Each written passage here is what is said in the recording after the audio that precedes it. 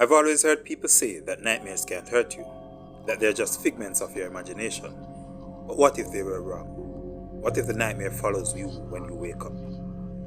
It started like any other nightmare. I was in a dark forest, the fog thick around me. I couldn't see anything, but I could feel it. Something watching me. I spun around trying to find the source, but it was no use. A shadowy figure stepped out from the trees, its eyes glowing red in the darkness. I ran. I tried to escape, but no matter how fast I moved, it was always there, whispering my name, mocking me. I thought it was just a dream, but when I woke up, the fear didn't go away. The next day, I sat at my kitchen table, staring at my coffee cup. I hadn't slept much, but who could? The dream felt too real. Every noise, every shadow in my house felt like it was that thing, waiting for me to fall asleep.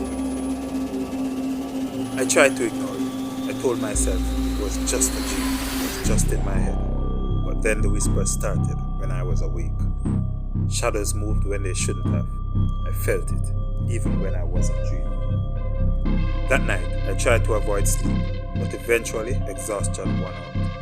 My eyelids grew heavy and I drifted off, back into the night. This time, I was standing in front of a old decrepit house. It was falling apart, but I was drawn to it, pulled inside by some unseen force. The air was thick with decay, and as I stepped inside, I heard the demon's voice again, closer this time. It was there, waiting for me. It told me that I wouldn't wake up this time. I jolted awake, gasping for breath. Something was wrong. I couldn't move. I was paralyzed, trapped between sleep and waking. The demon's voice echoed in my mind, a low, mocking whisper. That's when I knew it wasn't just a dream. It was real. It wasn't going to let me go. After that night, I could not sleep. I tried everything to stay awake, but it didn't matter. Whispers, shadows, they were still there. I was losing my mind. My friend Emily visited. I tried to explain what was happening, but she didn't understand. She thought I was just exhausted, and I needed rest. If it was only that simple. That night, I couldn't fight the exhaustion. My body shut down, and I fell into the demon's world once again. This time, it was different. The decrepit house felt more real, more solid. I could smell the rock, feel the cold air on my skin. The demon was there, waiting for me. It was stronger, more terrifying. I tried to escape. Every door I opened led me back to the same room. The demon appeared, fully formed, its twisted grin stretching wide as it lunged at me. Everything went black. I woke up, drenched in sweat, but something was different.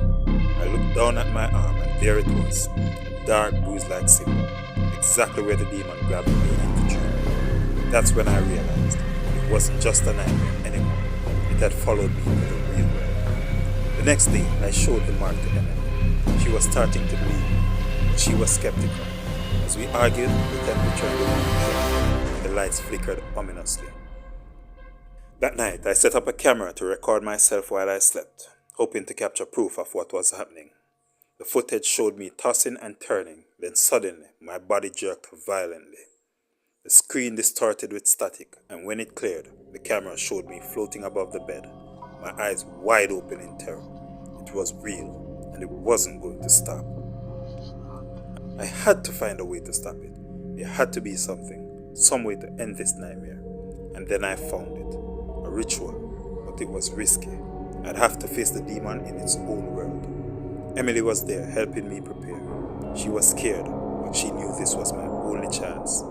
I explained the ritual to her, the ancient words that might banish the demon for good. That night, I laid down in my bed, knowing this could be my last sleep. Emily watched over me, ready to wake me if something went wrong. I was back in the decrepit house, but this time I was prepared. I started chanting the ritual words, and the demon appeared, more furious and terrifying than ever. I stood my ground, repeating the ritual louder as the demon approached in. The house shook, the walls crackling and crumbling.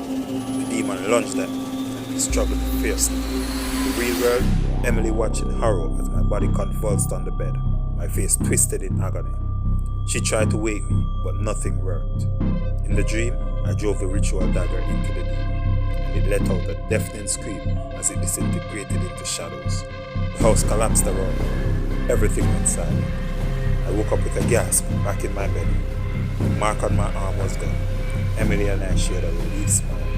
It's over. Later that night, I lay down to sleep, exhausted but hopeful. As I closed my eyes, I felt peaceful. But suddenly, my eyes snapped open and I screamed.